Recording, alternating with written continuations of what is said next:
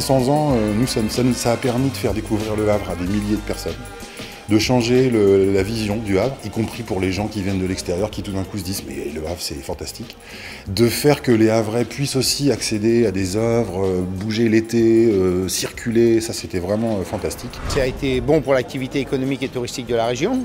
À mon sens, l'élément central, c'est que ça a surtout permis de construire l'image du Havre. Toutes ces personnes dans les rues du Havre, ça fait chaud au cœur, parce que c'est vrai que c'est un travail de longue haleine. C'était quelque chose de touchant aussi de voir à quel point les gens s'investissaient tous en fait, dans cet anniversaire, parce qu'en fait tout le monde aime profondément cette ville.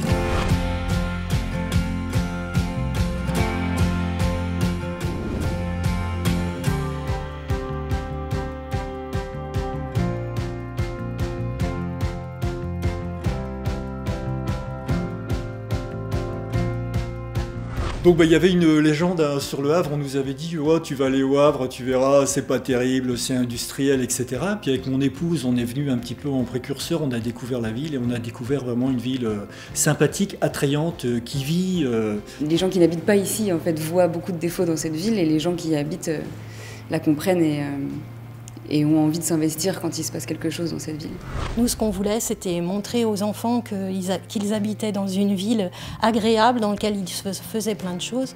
Je crois qu'aujourd'hui, ils s'intéressent finalement à l'actualité et aux événements de la ville. Donc là, le pari est gagné de ce côté-là. C'est du coup une belle aventure pour eux et pour nous aussi, parce que c'était un partage de l'ensemble de la famille. Voilà. Un peu de fierté, quoi. Avant, quand on disait on vient du Havre, ah bon, c'est où le Havre? C'est compliqué. Maintenant, quand on dit le Havre, tout le monde sait le Havre où ça se situe, et ça, je suis très fier de ça en fait. Pour Paris, le Havre est devenu hype. Et c'est drôle parce que nous, quand on allait à Paris, c'est parce qu'on voulait aller à la capitale et voir la vie en grand. Et bien maintenant, ils ont compris qu'au Havre, en fait, on n'a plus besoin de voyager, on va chez nous. Bon, d'abord beaucoup d'émotions, beaucoup de joie, effectivement, au-delà du bilan chiffré qu'on est en train de faire des 500e anniversaire, on a pris beaucoup de plaisir. Je dis on parce que les élus aussi que nous sommes, on a pris beaucoup de plaisir. D'abord à titre personnel, en regardant les géants dans la rue, en regardant ces nouvelles œuvres dans l'espace public envahir en fait le Havre. C'est une aventure collective et puis je n'oublie pas tous les Havrais qui ont été les promoteurs en fait d'un été au Havre. Ça ne marche pas parce qu'on souhaite que ça marche lorsque la mayonnaise prend, lorsque tout le monde s'empare du sujet et tout le monde souhaite en faire la promotion. C'est ce qu'on dit souvent en boutique, on a l'impression que le Havre a été la ville la plus positive de France cette année, mais j'ai bien l'impression que ça a été le cas.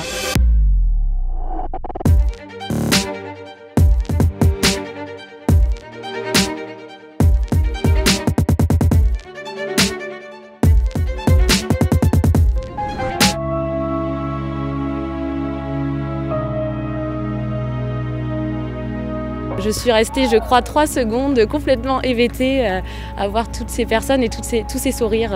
Ah, je crois que le meilleur souvenir, c'est le premier jour des géants. Le scaphandrier était allongé sur cette place. Et puis il y a un moment où on est tous assis, je m'étais assis par terre avec tout le monde, avec les enfants, avec les bénévoles et tout ça. Et puis cet énorme scaphandrier, ce géant des mers en fait, se lève. Et puis d'un seul coup, l'aventure continue. On est vraiment une foule sentimentale, voilà. Et les gens sont une foule sentimentale, et les Havrais sont une foule sentimentale. Et on allonge une marionnette par terre, et ils ont des étoiles dans les yeux, et ils n'ont qu'une envie, c'est que tout ça s'anime comme des enfants.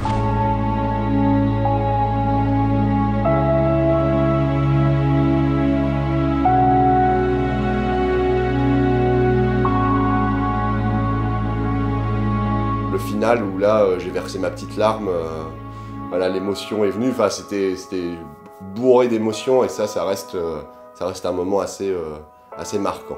Les 500 ans ont été un moment de cristallisation avec des plaisirs partagés et finalement très peu de tension. Et parce que je pense que chacun avait la sensation de contribuer à un dessin collectif.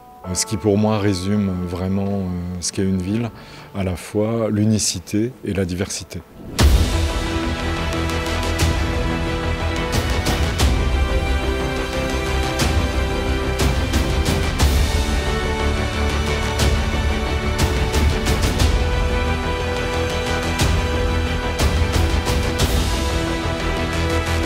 Les grandes voiles, c'était l'identité même du caractère maritime et portuaire de la ville du Havre. Et là aussi, c'était avec les visiteurs, vraiment un échange tout à fait intéressant de ce que pouvait proposer la ville du Havre.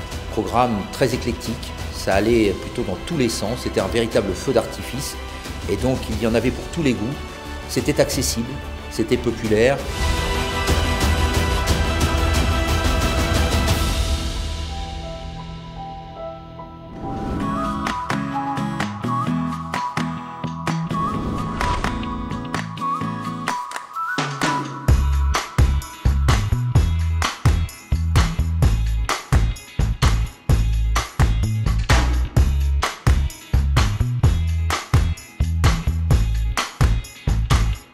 On a petit à petit vu sortir les œuvres et puis finalement, leur effet était peut-être parfois plus fort qu'on ne l'avait pensé.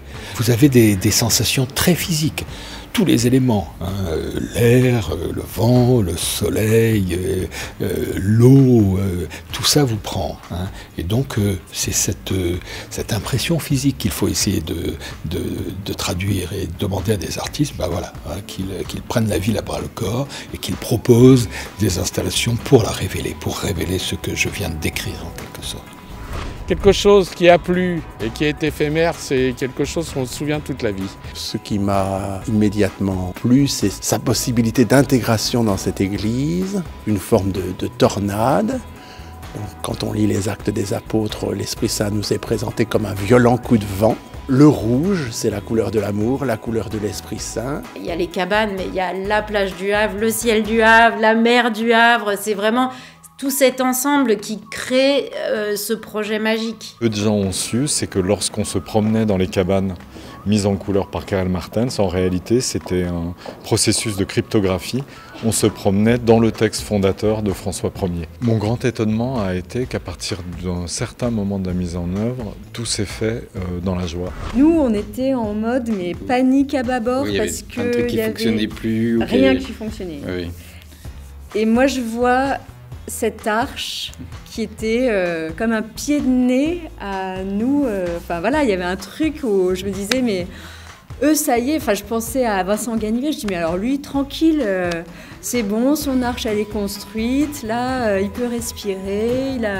Alors que nous, on était encore, mais en plein tourment, quoi. Et on ne savait pas si on allait y arriver. C'était assez nouveau pour nous, tout ce truc très technique d'être au milieu de l'eau. Il y a plein de choses qu'on n'avait pas imaginées et finalement ça s'est résolu comme une première. C'est-à-dire que peu de temps avant, tout a fonctionné, le résultat est là et on est assez fiers d'avoir été au rendez-vous, quoi.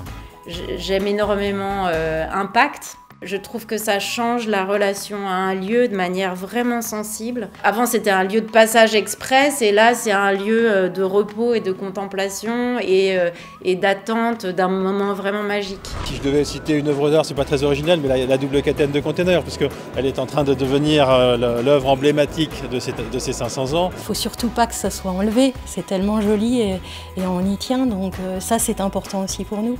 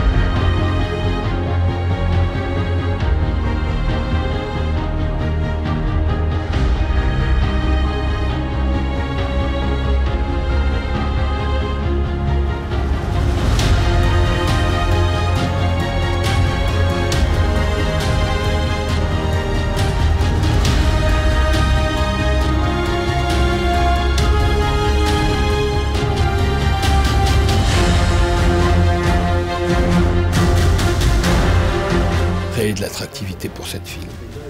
Pendant le temps de la manifestation, évidemment, pendant les 4 mois, parce que ce sont des retombées économiques, c'est les hôtels, c'est les restaurants, c'est les boutiques, mais aussi créer de l'attractivité à long terme. Les résultats immédiats sont quand même assez forts, peut-être un peu plus qu'on avait imaginé.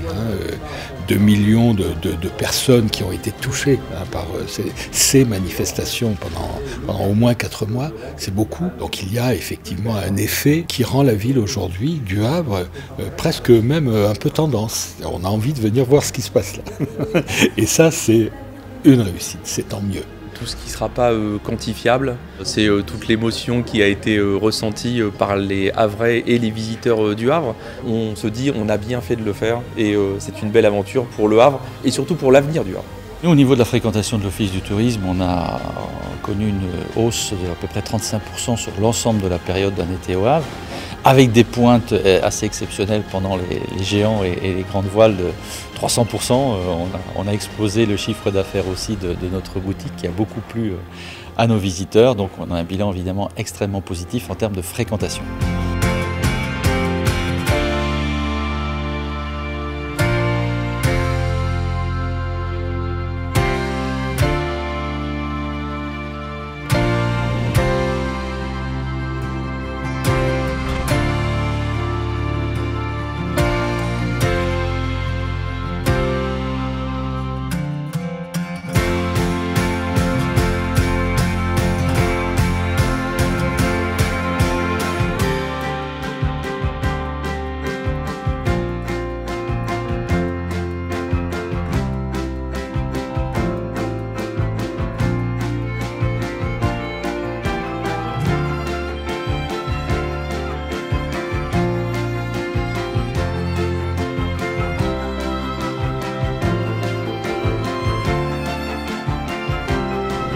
Ça a d'abord été une réussite, une vraie publicité pour la ville du Havre, je crois que c'était important. Tout le monde a joué le jeu, ça a été des grands moments. C'est-à-dire que humainement, justement, on s'est retrouvés avec tous l'envie d'avoir une ville plus attractive et ça a été magique. Une convivialité et tout s'est passé dans la bonne humeur, dans le respect de la sécurité aussi qui avait été mise en place. C'est ça que je retiendrai de 2017 et ça veut dire que quand on veut, on peut et les gens ont envie surtout de faire la fête, de profiter des choses à cette période qui était un petit peu mouvementée. Une image de la ville du Havre qui a sûrement changé pour beaucoup de visiteurs. Une ville encore une fois moderne, qui est prête à relever bon nombre de défis. Et donc encore une fois, c'est à mes yeux une parfaite réussite. Ouais, je n'ai pas un souvenir, je crois que tout a été extraordinaire. Ce qui restera, c'est que les Havrais sont fiers de leur ville et on peut faire entendre à tout le monde que le Havre était une belle et grande ville, une ville où il se passait beaucoup de choses. Et c'est finalement ce qui est le plus important. Je pense que la ville du Havre, voilà, elle rentre dans l'adolescence là, donc il faut lui souhaiter que du bon pour la suite. Pour ses 600, 700 ans, 800 ans, 2000 ans, on a le temps.